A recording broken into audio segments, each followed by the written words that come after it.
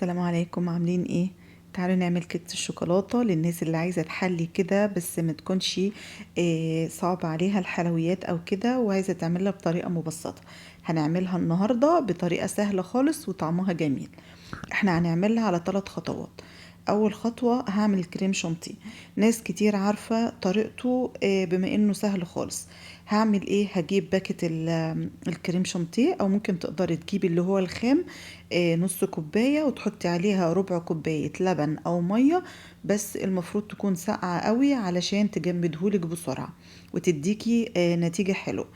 اضربيه بقى بالمضرب كده، قلبيه الاول تقليبه كده قبل ما تشغلي المضرب عشان ما يبهدلش الدنيا، وكده كده هيبهدل، بس بهدله عن بهدله يعني تفرق. فلفيه كده شويه الاول، كانك بتقلبي معلقه، وبعد كده اضربيه بالمضرب لحد ما يجمد معاكي بالشكل ده كده. يبقى كده اول خطوه معايا خلصت، اللي هي الكريم شانتيه. قبل ما ابتدي الكيكه خالص، هتحطيها على طول في التلاجة. اللي تعمليه حطيه في التلاجة. تاني خطوة بقى، هجيب الخلاط وهعمل الصوص بتاع الشوكولاتة.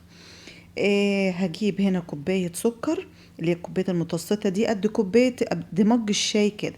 كوباية سكر عليها كوباية كاكاو. لو هو خام حطي نص كوباية بس.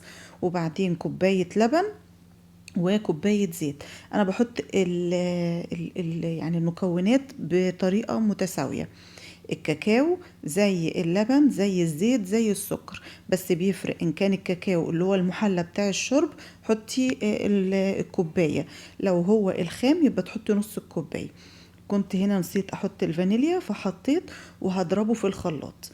بعد ما يتقل معاكي كده، خدي بالك منه. شيلي الحتة بتاعت الخلاط اللي فوق دي كده. ان كان تقيل حطي شوية لبن صغيرين بشوية صغيرين عشان ما يخفش معاكي مرة واحدة. لو حسيتي ان هو خفيف يبقى تحطي بالراحة الزيت واحدة واحدة، برضو شوية صغيرين كده بشوية صغيرين، لحد ما يجمد معاكي ويديكي نتيجة كويسة. كان بالتقل ده كده هوت، وشكله جميل. مش عايزه اقول لكم برضو التصوير ظلم، هو كان لونها جميل جدا. دي تاني خطوة هي خلصت. هحطه في التلاجة. برضو هيتقل، كل اللي بتحطيه سواء الكريم شانتيه او الشوكولاتة، صوص الشوكولاتة هيتقل. هنا فضل ربع الخلاط من تحت كده، بقيت الصوص هعمل عليه ايه بقى؟ هحط عليه 3 بيضات وربع كوباية زيت صغيرة، نفس الكوباية دايما اللي انا بعاير بيها، وكوباية لبن. وهحط عليها بقى، بما ان الصوص فيه سكر، يدوب 3 معالق بس صغيرين كده علشان ما يبقاش مسكر قوي. وهحط عليه كمان الفانيليا. هرجع اضربه في قلب الخلاط تاني لحد ما يندمج كله في قلب بعضه. هتجيبي بقى بولة وتحطيه كده. انا البولة دي طلعت صغيرة عليه فجبت واحدة اكبر. حطيت الخليط السائل فيها اهوت.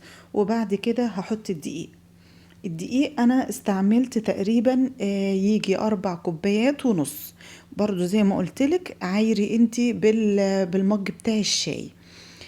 حطي مثلا 3 مجات من الشاي كده في الاول الدقيق، وبعدين قلبي. شوفي القوام بتاعك ايه، شوفي هتحتاجي تاني قد ايه بالتدريج، لان الدقيق بيفرق عن بعضه. فحطي واحدة واحدة كده.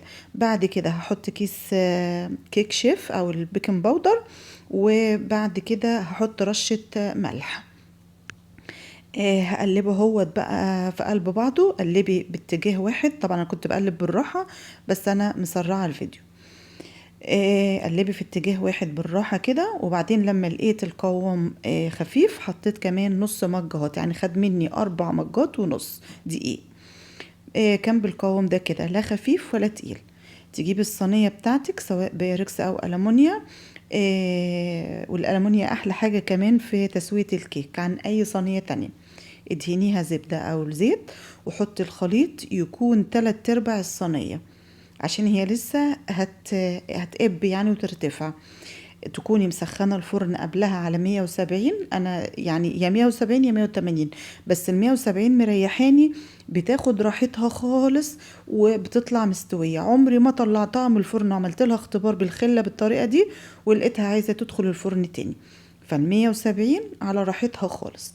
طبعا بتبقى منتفخة كده، الجهة اللي فوق دي كده، فعشان تبقى مظبوطة معايا هقلبها. طبعًا راحت مشقوقة حتّة صغيرة كده، بس إحنا ولا يهمنا هنداريها يعني.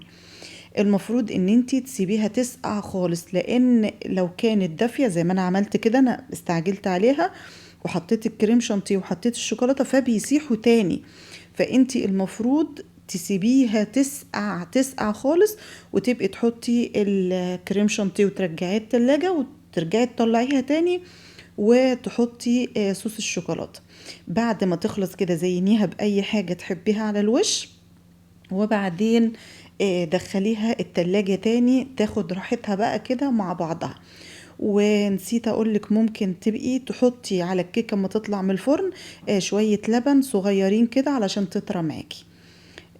طبعا هم استعجلوا ما استنوش انها تجمد ولا اي حاجة، فالصوصات كلها دخلت في قلب بعض كده، كانت زي المولتون كيك كده. بصوا هي كانت جميلة رب ضارة نافعة. قالوا لي ما انتش هتعينيها في التلاجة، هاتيها يلا اوام وبألف هنا.